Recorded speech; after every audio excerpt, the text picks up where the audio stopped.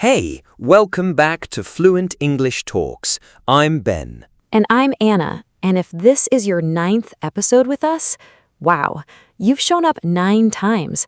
That's not a coincidence anymore. That's a person who is serious about speaking English. It really is. 9 days, 9 ideas, 9 small steps forward. That's how fluency happens. Okay, so today's topic. Then this one is really fun. It is fun, and honestly, a little controversial, because today we're talking about something that most English teachers tell you to avoid, but native speakers use them all the time. All the time, every conversation, every interview, every podcast, including this one. Today's topic is fillers. Words like you know, I mean, like, well, actually, basically, the little words that fill the spaces between your real words. And here's the surprising part. Using fillers correctly can actually make you sound more fluent, not less. Exactly. So today we're going to talk about why fillers exist, why native speakers love them, and how you can start using them naturally without sounding messy or unprepared. Let's get into it. So, Ben, let's start with the big question. Why do fillers exist at all? If they don't carry any real meaning, why do we use them? Such a good question. And the answer is, they carry meaning, just not the kind of meaning you find in a dictionary. Tell me more. So when I say I'm not saying nothing. I'm telling you something important. I'm telling you, wait, I'm thinking. Don't take your turn yet. I'm not done. Ah, so fillers are like traffic signals in a conversation. Exactly that. They tell the other person, keep listening. I'm still here. I'm still building my thought. Without them, conversations would feel really strange. Can you give an example? Sure. Imagine I ask you a question and you answer instantly, perfectly, with no pauses, no fillers, no hesitation. Just boom, a perfect sentence. That sounds kind of robotic. It sounds robotic. It sounds rehearsed. It actually feels less honest because real thinking has texture. Real thinking has small pauses, and fillers are how we paint over those pauses. That's such a beautiful way to put it. We paint over the pauses. And the funny thing is, learners often think fluency means speaking with no pauses. But that's not fluency. That's a recording. Real fluency includes the pauses. It just handles them gracefully. So fillers are part of fluency, not the opposite of it. Exactly. They're a feature, not a bug. Okay, let's get practical. What are the most useful fillers for a learner to start with? Great question. So I would group them into 3 categories.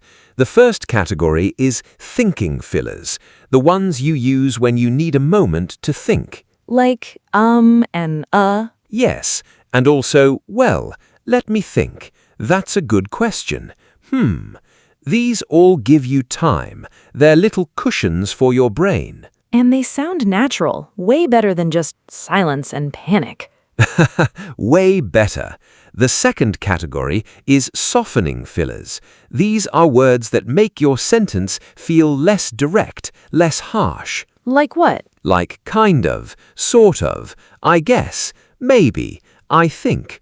So instead of saying you're wrong, which is very direct, you can say I kind of see it differently. Oh, that's much warmer. The meaning is similar, but the feeling is completely different. Right. And in English, especially in conversation, softening is everything. Direct can sound rude, even when you don't mean it that way.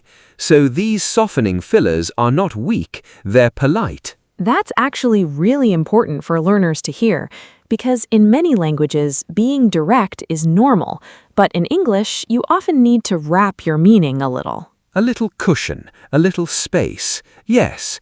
Okay, and the third category? The third category is connecting fillers, the ones that link your ideas together and keep the flow going. Like, you know, I mean. Anyway, so, Exactly. You know is one of the most useful. It's like saying, we're on the same team here, right? You get me. It builds connection. and I mean is great when you want to clarify or restart a thought. Yes, I went there last summer. I mean, 2 summers ago, actually.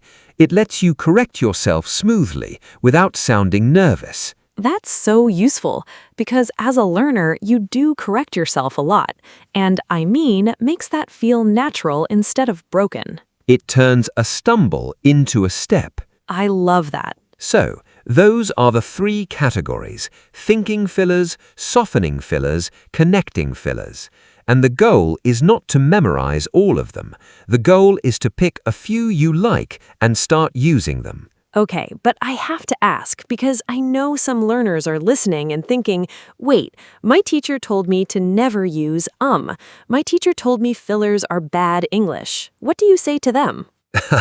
I say your teacher was trying to protect you, and in formal writing, in presentations, in exams, yes, you should use fewer fillers. That advice has its place. But in real conversation? In real conversation, 0 fillers is not the goal. Too many fillers is a problem, but none at all sounds unnatural, stiff, like you're performing instead of talking. So it's about balance. It's always about balance. A native speaker uses fillers, but lightly. They sprinkle them in. They don't drown in them. That's the level you want to reach. Okay, how do you know when you're using too many? Good question. Generally, if a filler appears in every sentence multiple times, that's too many. If you know is showing up 6 times in 30 seconds, your listener stops hearing your ideas and starts hearing the you know. So fillers should be invisible. People feel them but don't notice them. Perfectly said. When fillers work, they disappear.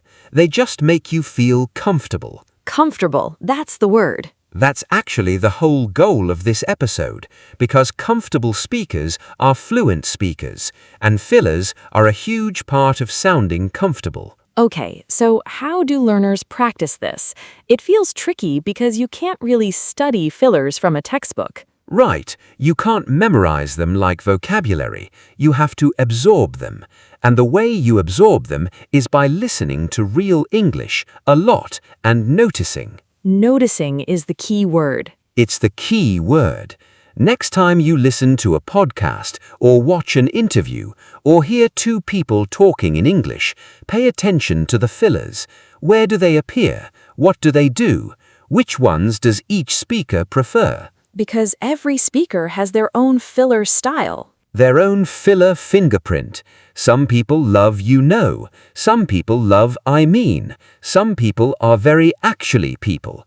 Once you notice it, you can't unnotice it. That's so true. I have a friend who says basically before every sentence. Basically, exactly.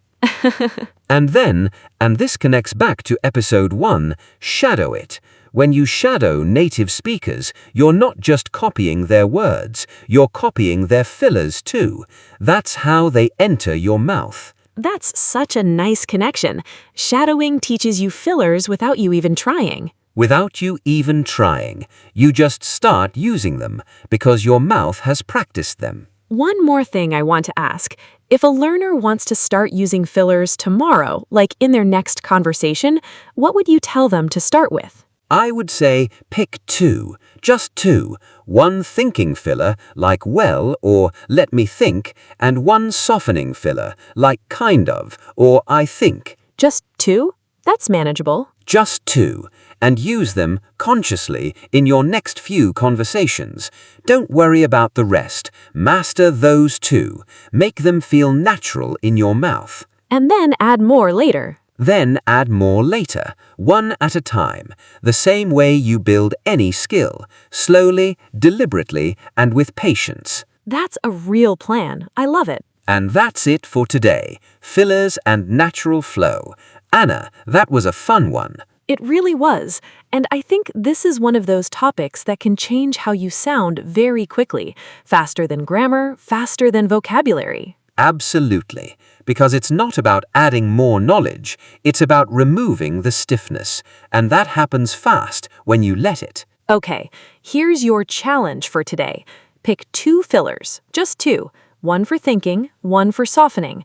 Write them down somewhere you can see. Then, today, in your next conversation, your next voice note, your next time speaking out loud, try to use each one once, just once. That's the whole challenge. 1 filler, 1 time.